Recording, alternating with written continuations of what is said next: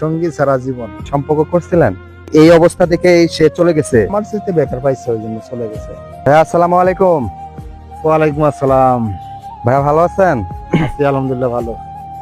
তো ভাইয়া ওই দিন তো আপনার একটা ভিডিও করলাম, আপনাকে আপনার কিছু কথাও জানা কথা জানলাম, আপনার বিষয় নিয়ে জানলাম।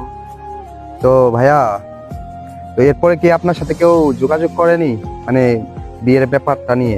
না, যোগাযোগ হয়নি, কোনো কারোর সঙ্গে যোগাযোগ হয়নি, এই অবস্থায় আছে। তো আজকে যদি একটা অন্য বিষয় জানতে চাই, বলবেন? ঠিক আছে, সমস্যা নাই, বলো। আমার ইচ্ছা তুমি বলতে পারো। ও ঠিক আছে, বলো। ও তো ভাইয়া, আপনি কি কখনো কোনো সম্পর্কে জড়াইছিলেন, কখনো সম্পর্ক করছিলেন?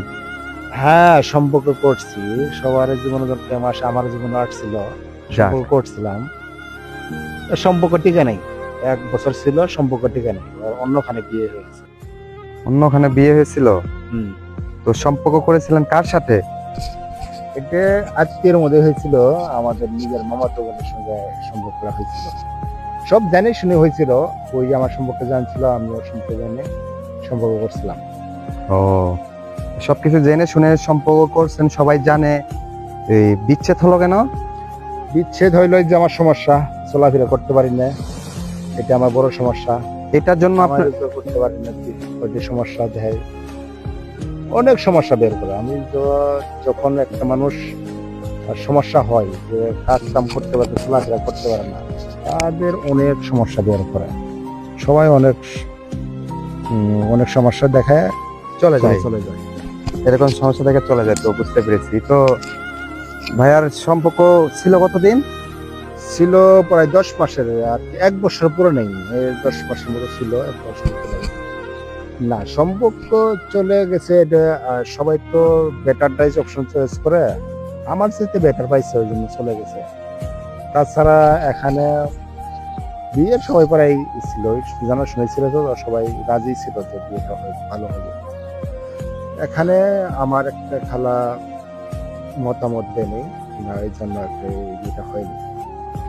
ও, আপনি তাহলে তার উদ্দেশ্যে কিছু বলবেন না?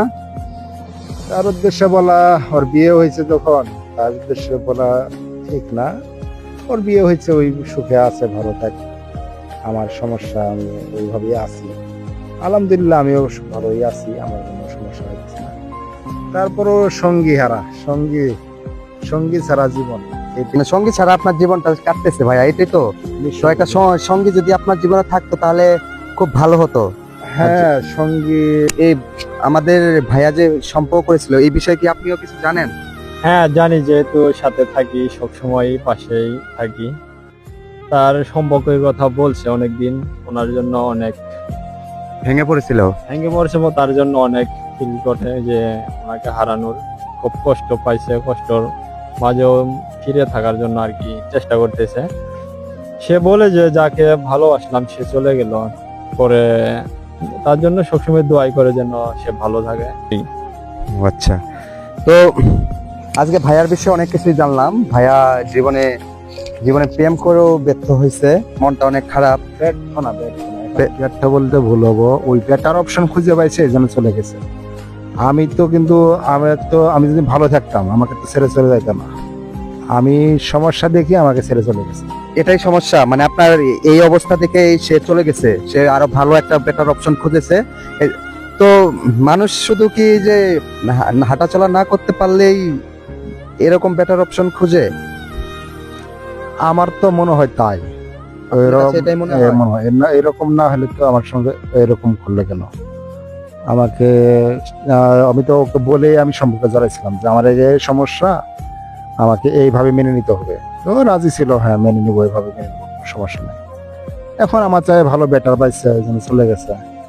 ও আচ্ছা, আপনার চেয়ে ভালো পাইছে দেখে চলে গেছে। তো আসলে ভাইয়া আসলে খুব, মানে কি আর বলবো, ভাইয়া তো এমনিতেই খুব কষ্টে থাকে।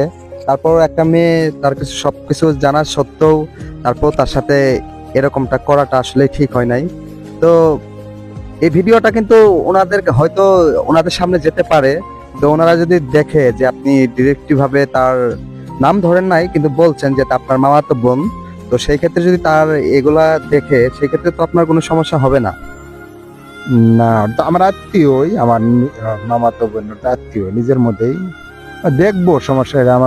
আমরা তো পাশাপাশি থাকি, পাশের এলাকায় পাশাপাশি থাকি, দেখবো, ভিডিও দেখবোই। আচ্ছা, যাক, কোনো যদি অসুবিধা না হয়। তো আসলে মানুষের কিছু সম্পর্কে না জানলে, কথা না বললে কিছুই জানা যায় না। তো আজকে ভাইয়ার সম্পর্কে অনেক কিছুই জানলাম।